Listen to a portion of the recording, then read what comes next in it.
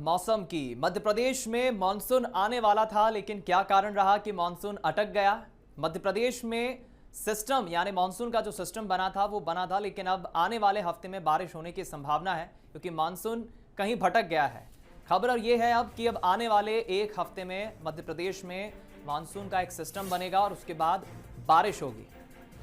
खबर है कि 19-20 जुलाई तक अच्छी बारिश होने के अभी कोई आसार नहीं है, यानी करीब करीब 8-10 दिन, एक हफ्ता, एक सप्ताह इंतजार करना होगा क्योंकि 10 जुलाई से मानसून सक्रिय होने की संभावना थी, लेकिन मानसून भटक गया। प्रदेश में खरीफ की बोनी प्रभावित हुई है, किसान सबसे ज्यादा परेशान है। कई इलाकों में दोबारा से बोनी करनी पड़ सकती है, कई इलाकों में बोनी में देरी हो सकती है और अगर बोनी में देरी होगी तो जाहिर है कि फिर कटाई में भी देरी होगी। मानसून के भटकने से सबसे ज्यादा परेशानी किसानों की बढ़ गई है। हम रुक करेंगे मौसम की और ज्यादा अपडेट्स के लिए हमारे सहयोगी आकर्ष शर्मा का हमारे साथ इस वक्त लाइव जुड़ गए। आकर्ष, सबसे ज्यादा परेशानी किसानों की है, चावल की, धान की जो खेती कर रहे हैं किसान। मौसम विभाग का क्या कहना है? मानसून तो आने वाला था लेकिन अब भटक गया। दीपक, आपने सही कहा कि जो मानसून है वो भटक गया। कहीं ना कहीं जो बंगाल की खाड़ी में जो सिस्टम बना था उससे उम्मीद ये जताई जा रही थी कि 11 से 12 जुलाई में जो है मध्य प्रदेश में जहाँ जहाँ बारिश हो सकती है। और जो रविवार पे जो सिस्टम, जो बादल थे वो झारखंड के ऊपर से होते हुए जो मध्य प्रदेश में बारिश करते, लेकिन जो हम देख रहे हैं मध्य प्रदेश में जिस तरीके से गर्मी बढ़ रही है और हवाओं का रुख जो तेज था, इसके कारण जो सिस्टम है मध्य प्रदेश और छत्तीसगढ़ से साइड से होते हुए गुजरात की तरफ निकल गया है और यही कारण है कि मध्य प्रदेश में बारिश का दौर थम गया है। और हम जो अभी हल्की फुल्की बारिश मध्य प्रदेश में देख रहे हैं और मौसम विभाग जिसके अनुसार हमें बारिश की संभावना जता रहा है वो है अरब सागर से नमी आ रही है, उसके चलते रुक रुक कर कहीं कहीं थोड़ी बहुत बारिश हो रही है और इसी तरीके से बारिश एक हफ्ते तक होती रहेगी। मौसम विभाग का यह अनुमान है कि 17 तारीख तक एक और सिस्टम बंगाल की खाड़ी में बन रहा है और उससे अनुमान ये जताया जा रहा है उसके चलते मध्य प्रदेश में फिर झमाझम बारिश का दौर हो सकता है। लेकिन जिस तरीके से एक हफ्ते का जो बीच में गैप है ये कहीं ना कहीं आम लोगों को गर्मी और उमस से परेशान कर सकता है, तो वहीं किसान जो हैं जिनने धान की और खरीफ की फसल लगाई हुई है, मैं रोकना चाहूंगा आकर्ष आपको, आप बने रहिए। इस वक्त हमारे साथ मौसम वैज्ञानिक जीएस कौशल साहब जुड़ गए फोन लाइन पर।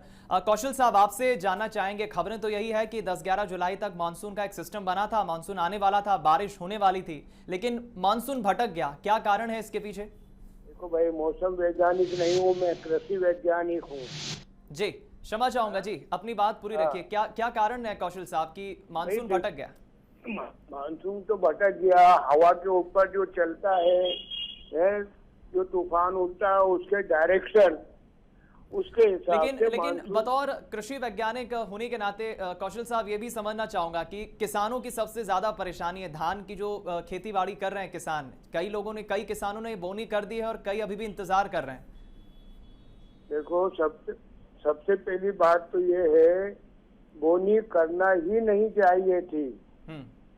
बोनी का धान की बोनी करने लायक पानी तो अभी गिरा ही नहीं था, अब किसान ने बड़ी जल्दी कर दी, तो ये करना नहीं चाहिए था। तो ऐसे में कौशल साहब अब और क्या एक विकल्प रहता है किसानों के पास, क्योंकि उनका एक तरह से नुकसान भी हुआ है, दोहरी मार पड़ रही है किसानों पर?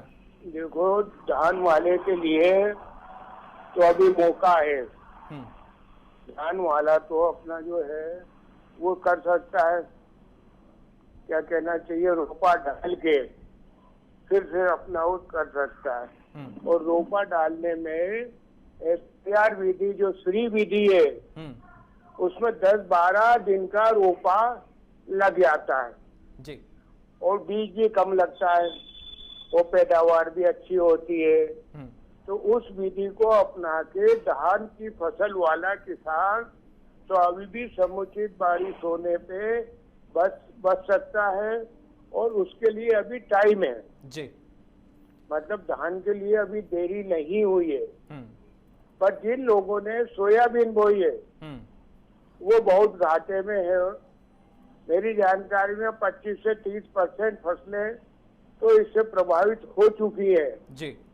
सोयाबीन का बीज भी बहुत महंगा था, बिल्कुल, और अब इसके 15 जुलाई के बाद जी तो सोयाबीन की बोनी को कभी भी सलाह नहीं दी जाती है। बिल्कुल। ये एक इसलिए आप अब महत्वपूर्ण इसकी जानकारी आप बोली दे रहे हैं नहीं कौशल कर साहब, सकते। बिल्कुल। लेकिन अब अभी भी जी जो फसल लोगों ने बोई है जी और जिनके पास पानी है और स्प्रिंकलर है, उससे स्प्रिंकलर सिंचाई करके वो अपनी फसल को बचा सकते हैं। चलिए, ये एक विकल्प हो सकता है किसानों के पास, लेकिन अधिकतर किसानों के पास वो स्प्रिंकलर ही नहीं है, वो सिर्फ आस लगाए बैठे हैं कि कब बारिश होगी। बहुत बहुत शुक्रिया आपका कौशल साहब, कृषि वैज्ञानिक हमारे साथ फोन लाइन पर जुड़े और उन्होंने बताया कि किसानों को बोवनी करना ही नहीं चाहिए थी, लेकिन ठीक है, जिन किसानों ने अब बोवनी कर दी है वो अब ये उम्मीद लगाए बैठे हैं, आशा कर रहे हैं कि जल्द से जल्द बारिश हो, ताकि जो नुकसान उनका होना है, वो जो भविष्य में देख रहे हैं, वो नुकसान ना हो।